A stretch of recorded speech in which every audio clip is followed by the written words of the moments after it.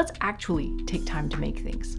Hey there, thank you so much for being here. I am Felicia from SweetGeorgia and the School of SweetGeorgia, and I have a bit of a predicament.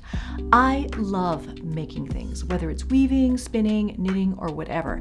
And I started this YouTube channel to make videos about making things.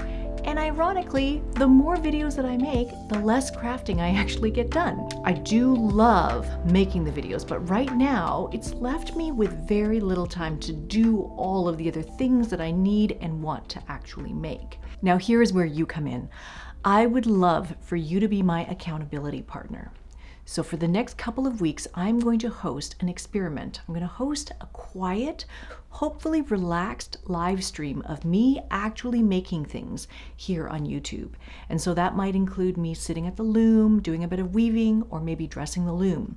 Or it might be me working on the knitting machine, or spinning at a wheel, or on an e-spinner, or maybe cranking out a sock on a CSM.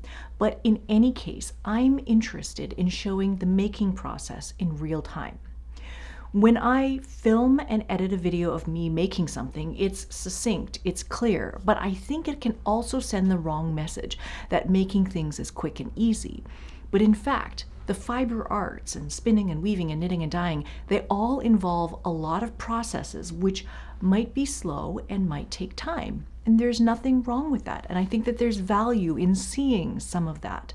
So I would love to know if you would find this kind of content helpful or useful. Now, as well, at the same time as the live stream is going to be running on YouTube, I'm going to host a virtual co-working session for our members at the School of SweetGeorgia.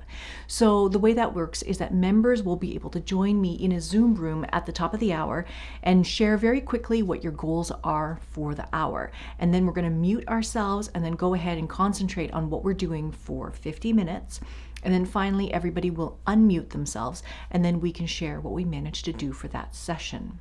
So the whole point of this experiment is to solve the problem that I think many of us have, and that is blocking out the time for our crafts and then actually doing them.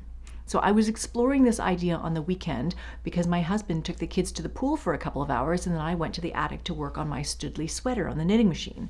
And just as a test, I turned on my camera and live streamed the process of me working on the knitting machine to Twitch.